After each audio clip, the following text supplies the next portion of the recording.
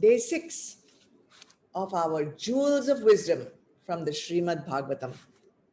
As you know, we are on the first question that the rishis asked Sutaji when 88,000 rishis were gathered in Naimisharanya to practice yagna.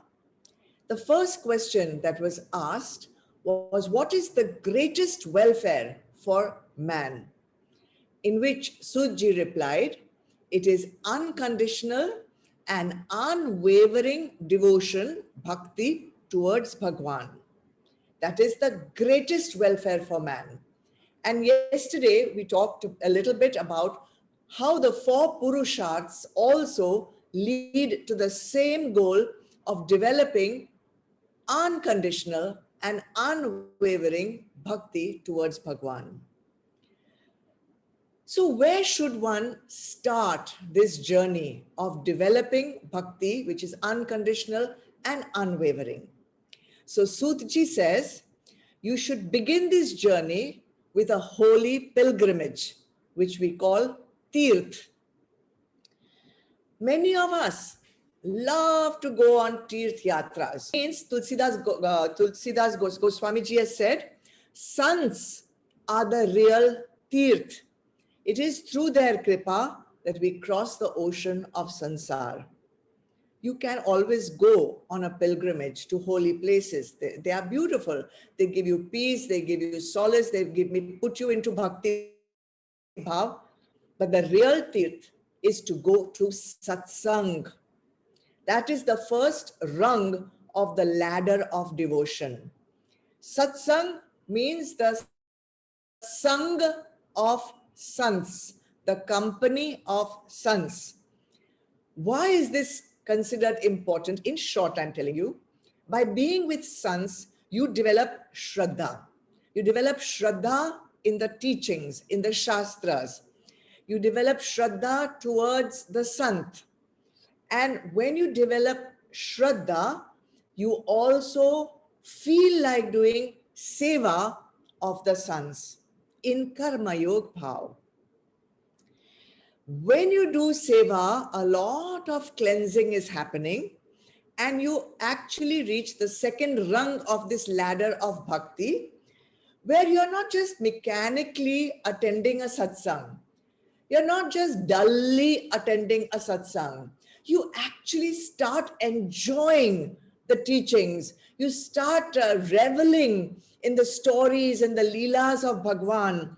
You start having awe at the knowledge that is being imparted to you. There is some jigyasa which is happening within you. You want to know more. You want to revel in this knowledge. And what happens is when you start loving this knowledge, you start remembering it.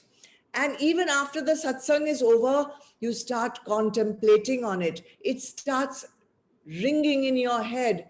So you have done Shravan, and then when you contemplate on it, you are doing Manan also.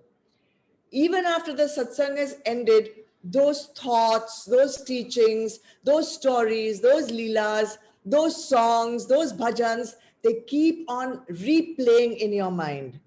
And Sutaji says, when that happens, when you don't have to actually be in a satsang for that story, that song, that remembrance, that memory to keep playing in your mind, Sutaji says that is a clue, that is an indication that Bhagwan has come and resided in your heart. I think that's really beautiful.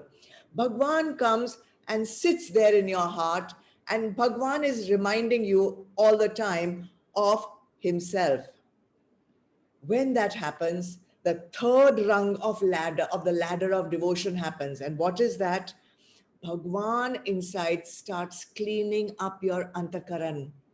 All the mal that has been accumulated over lifetimes and lifetimes, all the rajasic, all the tamasic mal, memories, baggage I call it, which you have collected, it starts getting cleansed. Your antakaran starts getting purer and purer and purer and purer.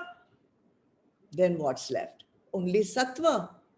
And then when only sattva is left, you have reached the fourth ladder, rung of the ladder, where sattva means unconditional, unwavering devotion towards Bhagwan.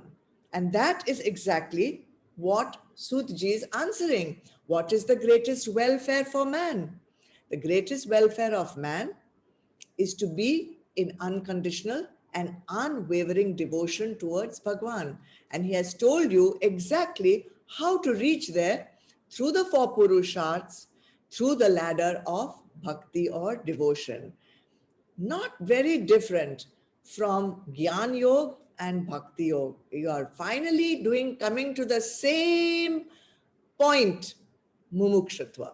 And when Mumukshatva is there, then nothing more you need to do, then Bhagwan only will carry you to your final destination. And that brings us to the end of the first question of the Rishis. Tomorrow we will come to the second question.